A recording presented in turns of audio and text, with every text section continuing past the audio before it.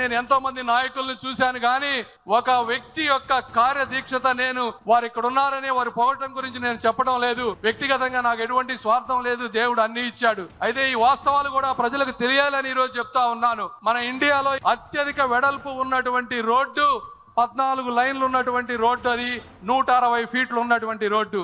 ఇలాంటి రోడ్డే Amaravati outer ring రోడ్డుకి కేంద్ర ప్రభుత్వం ప్రతిపాదించింది.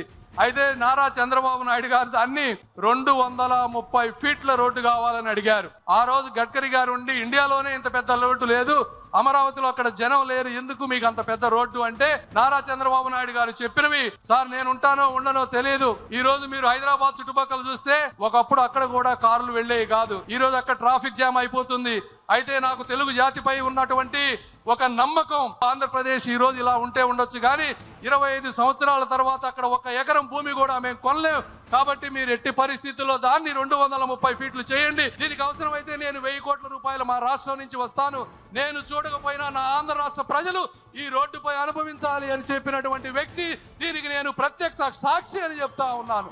తెలుగు వాడు తలెత్తుకునేలా, తెలుగు జాతి గర్వపడేలా, ప్రపంచమంతా మన వైపు చూసేలా అమరావతి నగరం అద్భుతంగా రూపుదిద్దుకోబోతా ఉంది.